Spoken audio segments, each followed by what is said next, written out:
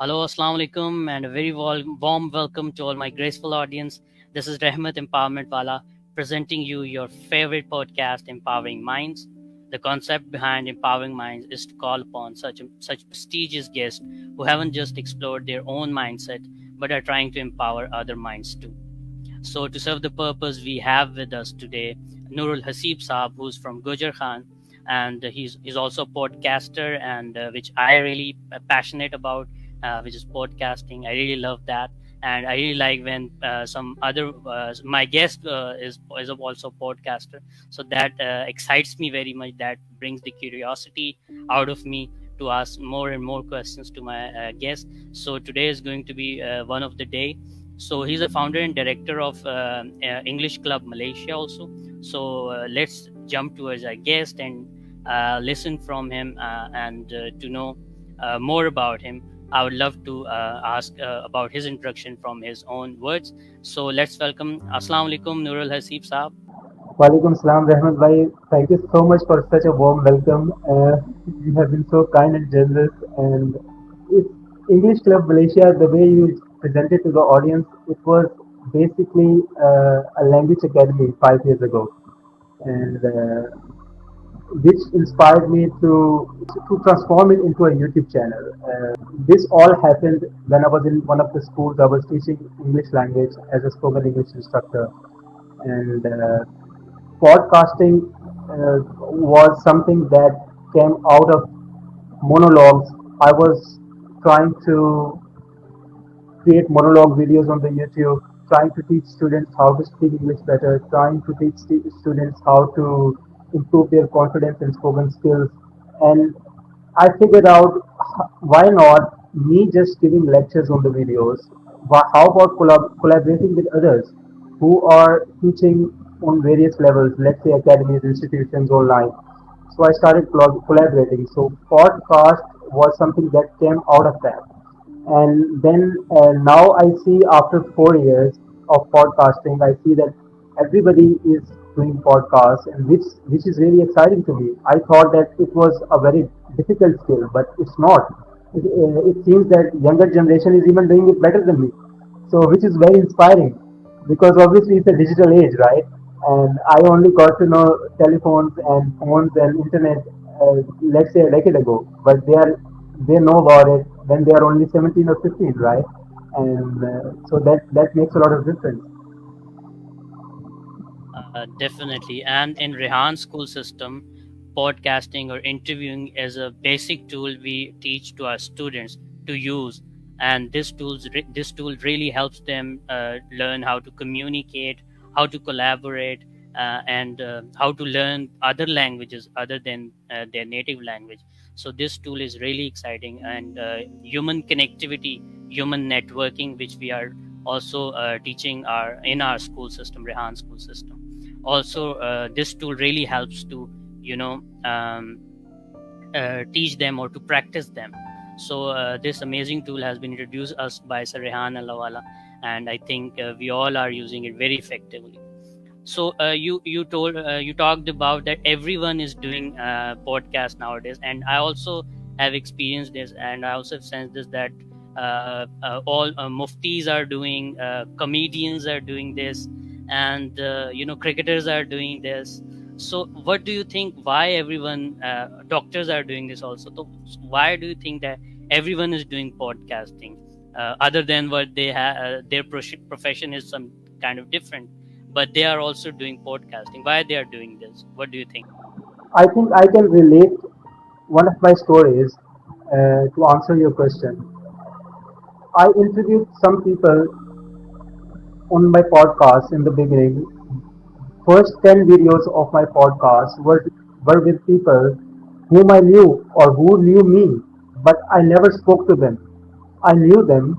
I handshake them whenever I saw them. They were very famous people in my locality. But unless I took a decision to interview them or bring them on my podcast, I never actually had a chat with them. So doing podcast gave me a reason to actually sit with them to get to know them. So I think that podcast is I think a tool. Just like if you if let's say if we go back 20 years, we didn't have a mobile phone, and we didn't have any reason to talk to anyone, so we never went to somebody. So, but now we have a mobile phone. We just think of somebody and we give them a call, right? Because we have a tool. So similarly, podcast gives us a reason to actually sit down with somebody and learn from them and share your experiences with them. So I think it's a great way to actually collaborate, to meet people, to talk to people, and to be honest, to move forward in life, whether in whichever career you are, you have to get out of your home to do something in life. You have to meet people, you have to talk to people. You cannot develop something on your own. You cannot build something on your own. You have to connect with people. After all, we are living in an economic society. We are social human beings, right? So unless we socialize, we cannot grow. So I think podcast gives us an opportunity to socialize. And for somebody who is not, I think my daughter is only 11 right now, and she's very shy because she's a single child. So I can relate.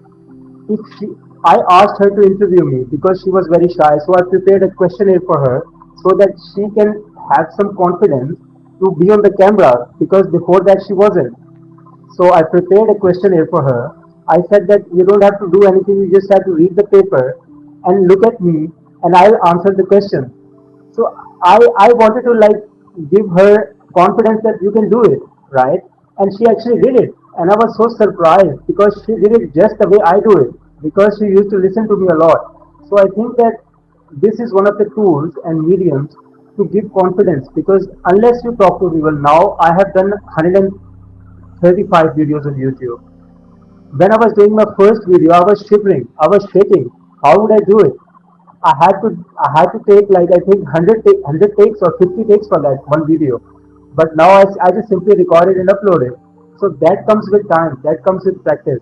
So I think that you have to make a decision. You have to, I think, pick up the phone and start recording if you want to become a podcaster, if you want to become a vlogger. I never thought of vlogging. Nobody taught me how to vlog. I just used to see vlogs. So what I did is I was skating one day. I bought skates few years back. 2 or 3 years back because I wanted to teach my kid how to skate because I was a skater as a child. So I thought, why not teaching my kid how to skate? Because I saw so many people doing vlogs, skate vlogs. So I thought, why can't I do it? I just started recording it and I uploaded my first skate vlog, and it went successful. I got even more like appreciation from my audience than I got on my podcast. Maybe I was meant to do only vlogs, right? So you never know that what you are good at unless you try it, unless you actually bring it to the world. Definitely, you are very right that we get the experience while doing something. So that is one way of learning something, that you have to do it.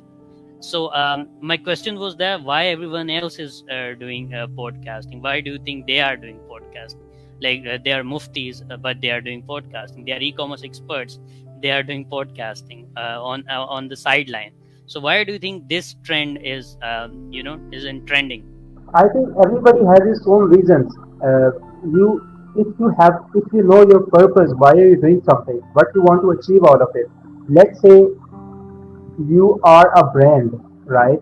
And you have started a podcast, and during the podcast, you are pitching your brand, you are tagging your brand. So that can be one of the reasons. To me, the reason was I wanted to connect with people. I went to Dubai. I stayed disconnected with a lot of people. So doing podcast gave me a chance to reconcile with the people who I knew back in Pakistan. So everybody might have their own reasons. If a Mufti is doing podcast, I think he's doing a good thing because let's say 20 years ago there were no podcasts, there was no YouTube. So what he was saying, only the people who were sitting in his presence, in the premises he was speaking in, only they were able to listen to him or his message. But now if he is doing podcasts, he is doing lives. Now a whole world's audience can listen to it and learn from it and compare his knowledge with other muftis. So I think it's good as an audience for me if a mufti is doing podcast. So I think that more people should come on the camera, more people should come on social media, more people should do lives. This gives us a chance to evaluate them, who is better. Otherwise, how would you know? Maybe you used to listen to one mufti for 10 years and you never listen to another mufti because there was no other source. there was only one Mufti in your surrounding, but now you have a chance to listen to so many because you have YouTube, you have social media. So I think it gives you a chance to compare who is better for you. Wonderful answer. So, Nurul Hasib Saab, what do you think? When did you realize that you have that knack and you have the abilities to for podcasting, and how one can realize that he or she has this ability to become a podcaster? Well, this is kind of a tricky question. Let me give you an example. I saw one podcast. His channel's name is London Real, and Okay. he's basically an engineer. He quit his job and he started podcasting. And the only reason why he quit his job, he's in London. He wanted to interview all the controversial people who are in media in the UK. So he started doing that, and he's so successful because of that. And he got criticized a lot, right? And now he ran for mayor of London as well. But although he lost, but he became that popular because of that. So podcast can give you popularity as well, but it's not easy to be honest to do podcast unless you are really motivated. On a very light note, you should have the right skills. On some level, I can say I had some skills because of the job that I did in Dubai. I used to be a CSR, a customer service representative for a bank in Dubai, and my job was to talk to clients who had millions and millions of dirhams lying in the bank. So they used to call me and I used to pick up the phone. So unless I'm humble and polite to them, they are not going to listen to me because they are Definitely. rich. I learned courtesy over the phone back in Dubai. So that gave me a sort of the foundation of how to be courteous and polite during a conversation. So that helped me being even more politer during the interviews. I became friends with my one of my school colleagues who used to teach English in school in one of the schools that I used to teach spoken English in. Before I'm talking about before podcasting, and he said that Noor, whenever you ask me a question, I never mind answering you. Why is that? I am a journalist as well, but I never mind answering you a question because the way you ask a question, it never hurts me. So he became friend only because I was a polite questioner, right? So so I think you have to have that politeness and humbleness in you to be a podcaster, to be a good podcaster. I cannot brag here, but so far it never happened that I started a podcast and in the middle of the podcast somebody said or my guest said that I don't like the way you are questioning, or I don't like your tone, or I didn't like your question, so I'm giving up on the podcast. Nobody quit on me during the podcast. So I'm not giving myself credit. I'm giving credit to the training that I had received back in Dubai. That training was called soft skills. So you have to be soft with the people you speak with.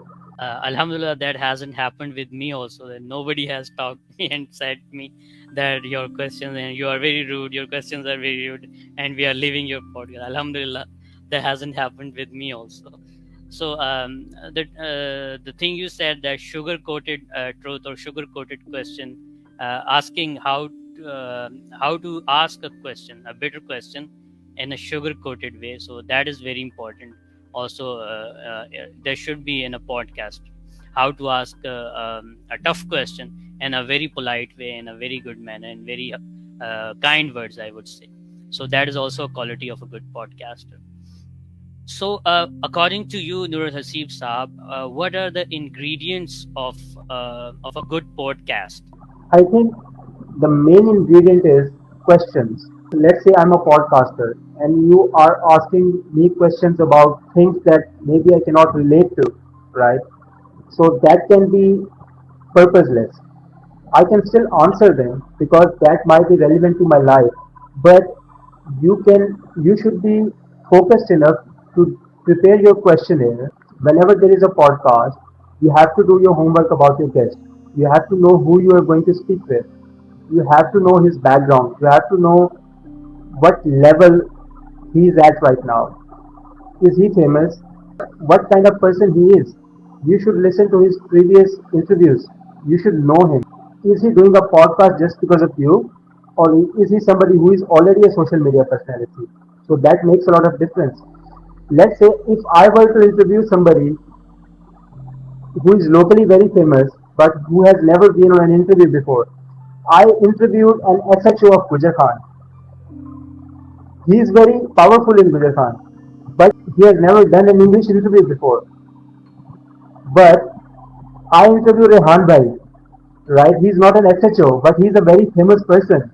He has a social media power. So that makes a lot of difference. I have to tailor my questions accordingly to the person I'm going to ask questions with, right? So you have to be very careful what kind of questions you make. And at the same time, questions are nothing if you don't know how to ask them. It's not about what, it's about how.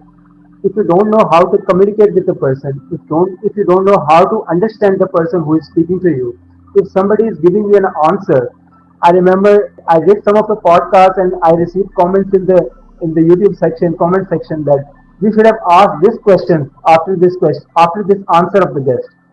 So obviously, audience is also able to relate. I feel very happy that at least somebody is thinking that much because of my podcast. That this question should have been asked after this question. Although I did all of my best homework, but you should be able to good enough to prompt the answer.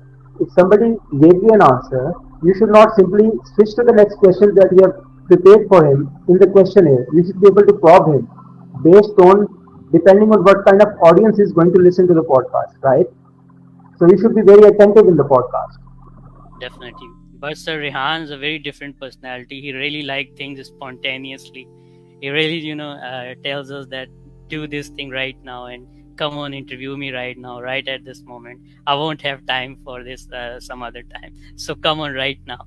So how about you interview Sir Rehan after this? Rehmat bhai, I have already, let's say a month ago, I proposed Rehan bhai to be on my channel, and Okay. Rehan bhai said that send me a list of 5 questions that you're going to ask me, and I sent him. And Rehan bhai said, "How about you resend me another 5 questions?" Then I did send him another 5 questions. And after that, Rehan bhai said that, okay, watch these 10 links or 5 things that I'm going to send you and Okay. prepare a questionnaire after that. So I did send him those questions, 5 questions about a week ago. And he said that these are good. Now we are going to do the podcast. But till now, we haven't been able to schedule this. But hopefully, after this podcast, Rehan bhai, when he will see that Ramesh bhai is already on my podcast, that he's going to agree to do this one with me, inshallah. There's an open invitation from Sir Rehan. He doesn't do this often. So there's a very good chance, and you are very lucky, I guess. Sure, sure. I'll be honored. I'll be honored. Okay. So my next question would be that how to pursue guests? Like no, many are not just like Sir Rehan Lawala. There, he has invited himself, and he has given you the chance to interview him. So many guests, we have to do a lot of work. We have to do so much messaging and so much pursuance. So, according to you, what's the best way to pursue a guest for podcast? I have to quote Rehan bhai once again because the reason why I'm quoting him because he could have accepted the first 5 questions that I sent him, but he gave me a chance to understand him even more. So now when I'm going to interview him, it will be much a much better podcast than what would I have done a month ago, right? Definitely. My purpose of podcasting was I was an English instructor and I wanted to collaborate with other English instructors in the locality first. That was my purpose because I was doing monologues on the YouTube and I wanted to figure out a way how my YouTube channel can be much more comprehensive than just me giving monologues because those were just my techniques and they are good because I was able to benefit from them. I was able to learn English from those techniques that I was sharing on the YouTube. But perhaps they are not good enough for everybody because everybody had different backgrounds. Not everybody had the same upbringing that I had. So my purpose was to bring other English tutors or English teachers or professors on the channel who can share their strategies and techniques on the same channel where my audience is. I approached some of the professors in the locality. I told them that I've started this YouTube channel and I need your collaboration because there is nobody else doing same kind of stuff in Gujar Khan in this locality. So how about we do the initiative? And they agreed. So you should be able to explain the narrative why you're doing something. If you should be able to have a cause for what you're doing. There are a lot of YouTubers who are approaching different shopkeepers, businessmen, hotels, restaurant companies, and they are just saying that okay, we are doing a vlog. How about you come on our vlog and you get reviews? That's different because that's spontaneous and you are just doing a road show. That's not podcast. Podcast is you are having a meaningful conversation with somebody on your channel or on your video for let's say 10 minutes to up to 1 hour. And that's not easy. You cannot simply sit with somebody and look at his face and listen to him speak. You have to have your homework. You have to have a reason or a cause why you're doing this. So now, if me and you are sitting here, I approached you or you approached me, we had a cause that we both had an audience who listen to our podcast, and how about we come together and share our strategy. So this was my thought behind agreeing to do this within myself. In my head, I wanted to do this podcast because in my mind I had this thought that maybe this will benefit my audience to learn the thought process about doing a podcast. So the good thing is you are asking similar questions that could be beneficial to your audience as well as my audience. So you have to have a purpose, you have to have a cause, you have to have a narrative. So when you pick somebody to do a podcast, you should be able to explain your reason, your cause, and definitely they are going to agree with you. Definitely. Thank you so much for this wonderful answer. One question which I've been asked for a lot of times because I have been doing this for last 11 months and 200 plus podcasts I have also done. So, how to turn this passion into financial benefits? So, my question also from you is the same: that how to turn this passion into financially beneficial for me or for you or for everyone who's doing this. How to earn livelihood from this? What would you suggest? Well, there are different ways, obviously. If you are on YouTube, so if you are producing enough content or you are able to generate enough views out of your videos, then your channel gets monetized. That's one way. I started doing podcasts in English language and nobody else was doing it in Gujar Khan. All the channels in Gujar Khan were in Urdu or in local language, Punjabi or Gujrati. Whenever I approached somebody to come on my channel, they said that we are happy to come on your channel, but how about doing it in Urdu? Because they asked me one question: do you want the video to be watched or just uploaded? So at that time, I couldn't say Urdu because, frankly speaking, I agreed to do one time in Urdu in Bahria town with a real estate guy, and I realized during that session that it took me twice of the time what I could have done that session. And when I heard that interview, that recorded podcast, I wasn't satisfied with that. If it wasn't for him, if I had approached him in Urdu, he wouldn't have done it for me because I wasn't professional enough. So you have to know your skill set first. So now when I'm doing it in English, there is not enough audience for YouTube to monetize my channel. I have For that I have to do more podcasts. Let's say I'm doing two podcasts a month. If I do 20 podcasts a month, based on my viewership, I can monetize my channel to be honest. But that is not my goal, frankly speaking. My goal is to do the way that I can do or the way my viewership can benefit from it. Because if I just want to make money out of YouTube, if I start doing it in Urdu, just doing random videos for the viewership because I already have subscribers, if I follow that track, I will lose my purpose, I will lose my narrative. Frankly speaking, Rahmat bhai, I don't even have that skill set. If me and you start having Urdu conversation, maybe you will say that Noor bhai, forget about the podcast, we'll just be friends. Because you have to have certain professionalism in your verbal skill set to be able to speak with a larger audience, right? So that large number of people can relate to it, not just one person. And another way of you also probably know this that you start bringing advertisers on your channel or on your whatever the platform that you're using. Because let's say you have good number of following right now. Let's say you have 1,000 subscribers or 10,000 subscribers. You reach out a famous brand in the locality and you tell them that I have good viewership on my channel. How about you? Finance one of my podcasts, let's say, I will tag your brand during the video. So that's one way. If you're on YouTube, one of the main ways to monetize the channel. Thank you so much, Noor Haseeb Saab, for wonderful answer. Um, but I have been doing this for last 11 months. But on YouTube, my all interviews are on my YouTube channel also. And but I have gained 88 subscribers, and my watch time is not 100 hours. Still not reached 100 hours. So I'm a bit, thinking. I'm thinking. I've been thinking that how can I, build that kind of audience who would come on my channel every time when I upload a podcast there or live session there. So, what can I do about it to gain more subscribers and gain more watch time? Because I think one reason is that my podcasts are mostly on education and mostly for education purpose. So that would be the reason, because our audience like to have that entertainment stuff, that's sensational stuff. So my podcasts are more on educational stuff and giving and transferring knowledge. So maybe that's the reason that I think my watch time is not very much. What do you think? What do you have to say about it?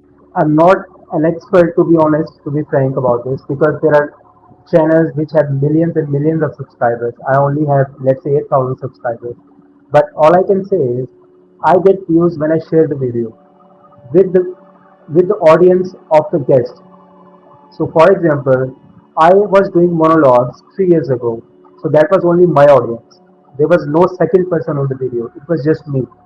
So when I'm bringing another person on the video, that means that this is not just my video. This is half mine and half his, right? So this video technically deserves to be shared with his audience as much as it deserves to be shared with my audience. Let me give you an example of one of your students who interviewed me prior to you. He tagged me in the video and he shared his that video on his own platform. Let's say if I were at his place, if I was interviewing him, what I would have done after interviewing him, I would have recorded the video and shared the link on his Facebook profile, on at least on his social media profile, so that his audience can know that he has done a podcast to somebody, right? So rather than me just sharing the video with my audience, let's say I was interviewer and you were the guest, and after the video is done, and I share this podcast with just my audience, and nobody from your circle knows that Rahmat Bhai has done a video today. So I am supposed to share it with my audience as well as your audience. I should take a minute out to share that link on your social media platform. At least I should message you the link of the video so that you can share it on your platforms.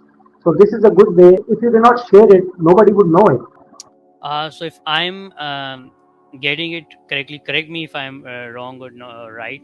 So if after this podcast, when you share this video to your audience, my audience would become 8,088. Is that what you're saying? I am saying that if you go to the very first 10 videos of my YouTube channel, there are only 100 views on those videos because it was only me in the video. After that, I started doing podcasts. I brought many of the famous people in my locality, although they were not famous on YouTube, but they were famous in their locality because of their work that they are doing in the society. So when I did their podcast, I shared that video on my platform as well as I shared the link on their Facebook profiles so that their audience or their friends can also know that they have done a video, they have done a podcast. So that 100 views can become 200 because of sharing on two profiles, right? For example, if I don't share the video on your platform or if you don't share this podcast on my platform, how would my audience know that Rahmat Bhai has interviewed me?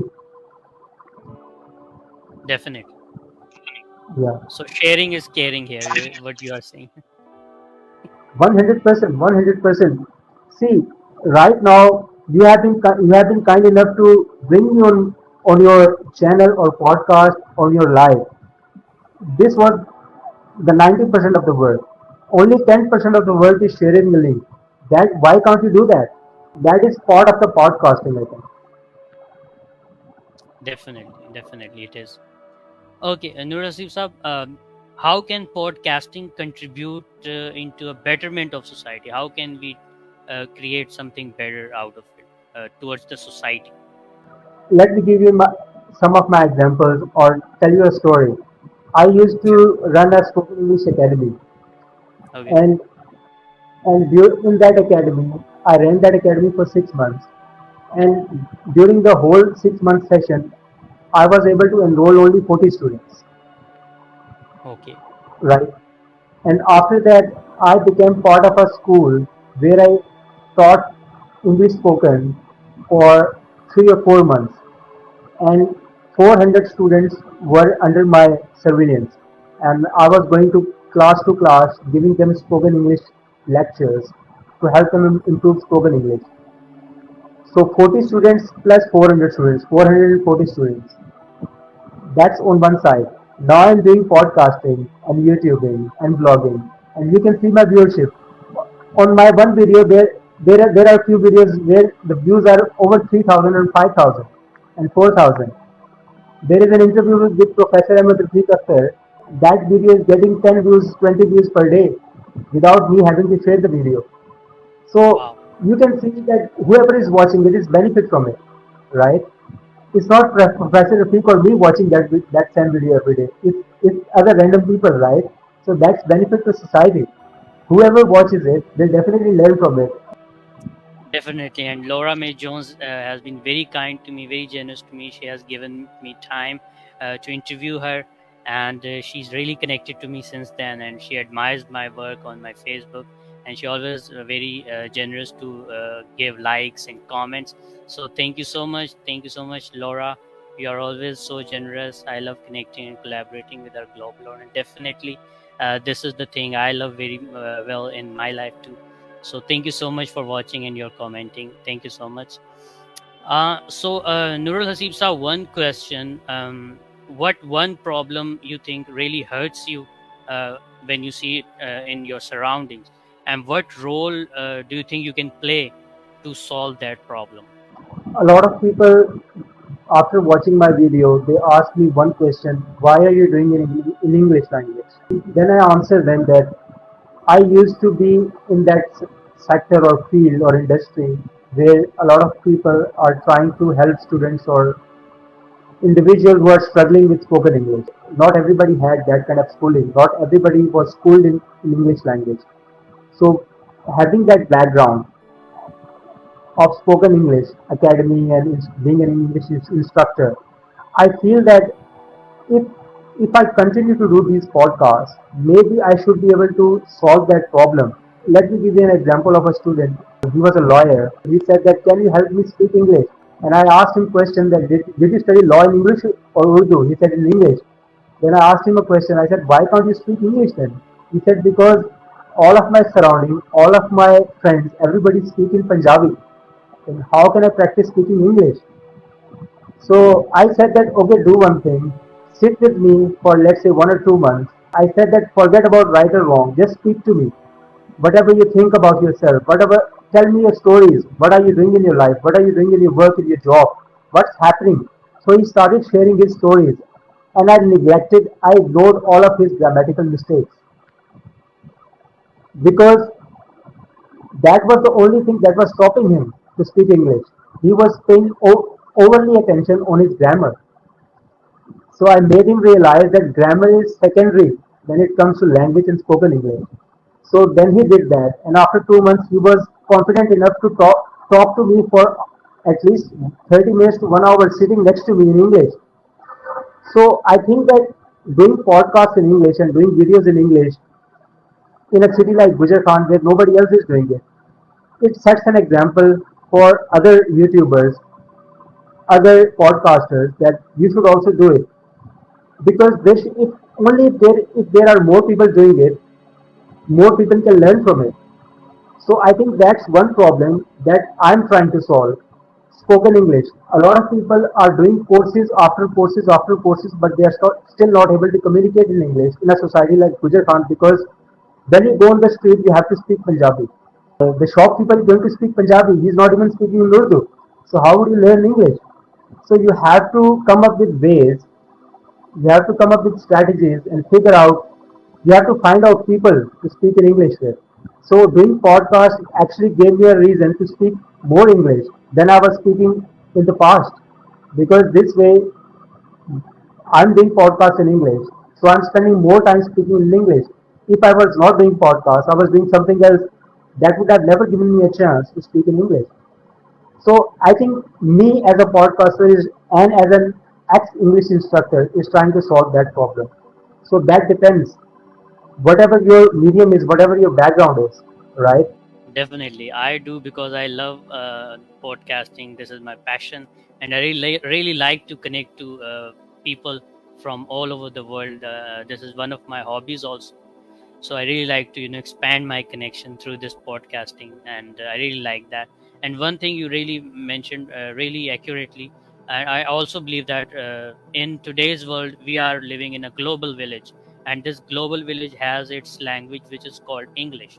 So we all need to learn this language, how to speak it, how to write it, how to read it. So if you want to be a good citizen of this global village, you need to understand and learn and speak its language.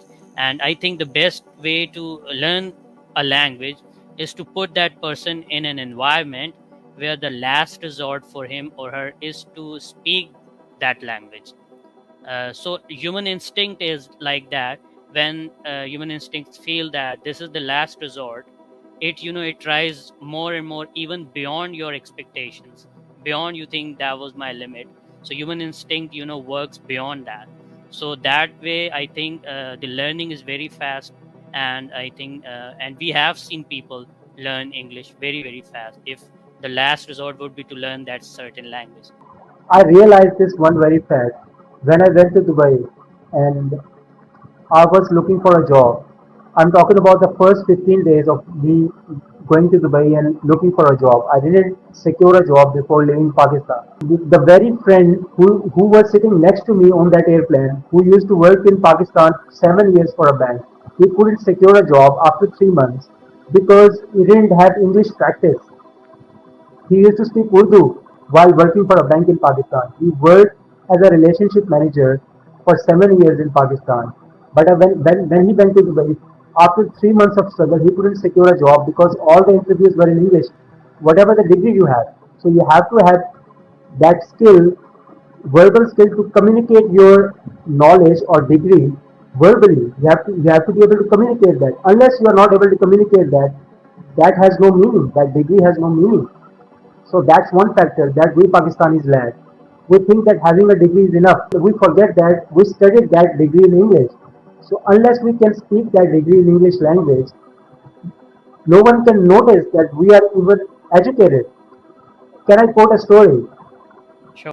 I became friends with one of the college owners in Gujarat, and he told me a story that he was sitting with one of his friends in a hospital. He was a doctor, and he had a patient. Doctor did his checkup, and the patient was about to leave.